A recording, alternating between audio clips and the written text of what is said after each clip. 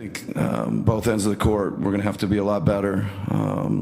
Credit to Boston. Individually and collectively, they played well today.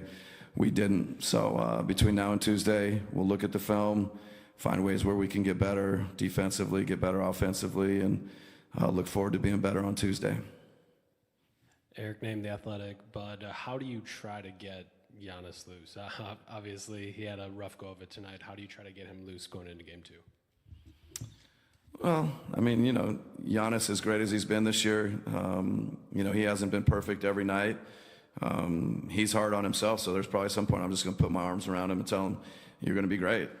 He's been so good so many nights. I think, again, credit to Boston. They're doing some things well.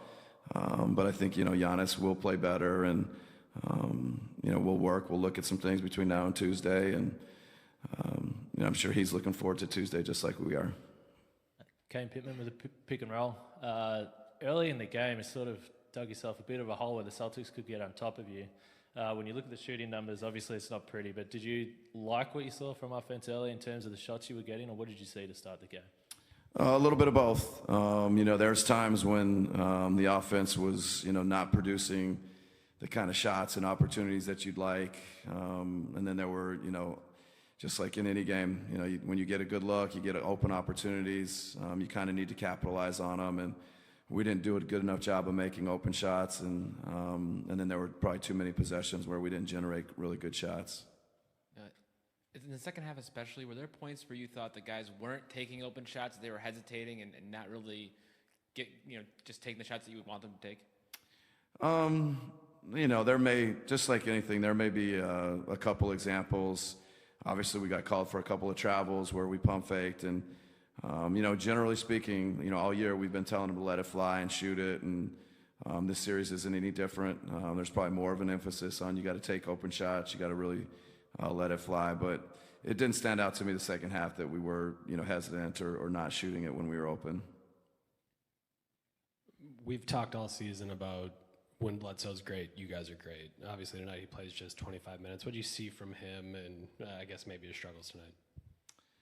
Yeah, he was close to just his normal rotations, and it's a 20-point game. We didn't go back to him to finish, so I thought he attacked. He created some open threes for us. They're coming late on our drives, and again, I thought he created a couple open threes or several. Got to the free throw line some, so. I think, again, he makes one or two of his open threes, and maybe that opens things up for him more, for us more. But I think he'll be looking forward to Tuesday just like the rest of us. Tom Oates, Wisconsin State Journal. This isn't you haven't had very many of these kinds of losses this year. What do you expect to be the key things in recovering from this and getting over it and getting on? Well, I think the biggest thing, our group's character has always shown.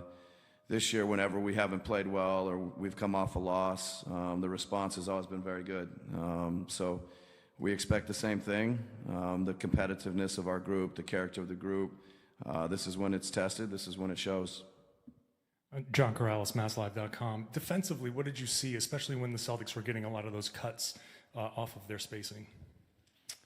Yeah, there was a couple times where, I think, one, we probably overshifted, lost sight of our man. They moved well without the ball.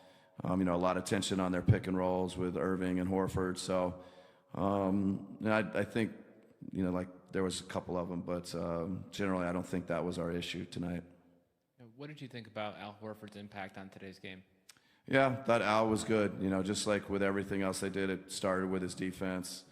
He was, I think, pretty disciplined and showing his hands and being physical, but, we didn't get very many calls on drives.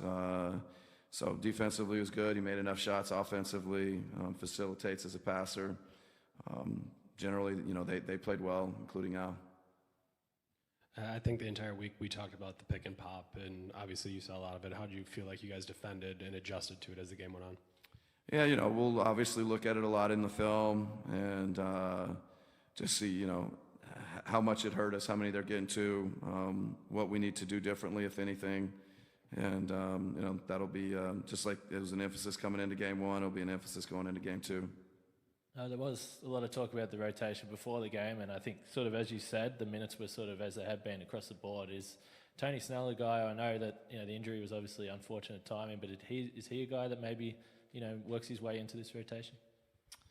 We certainly have a lot of confidence in Tony. It's great that I think he is getting stronger and healthier, but we'll look at the film and we'll see if we need to change the rotations. That's not what pops to the top of our list of probably things that we need to do better. Thanks, bud. All right, thank you.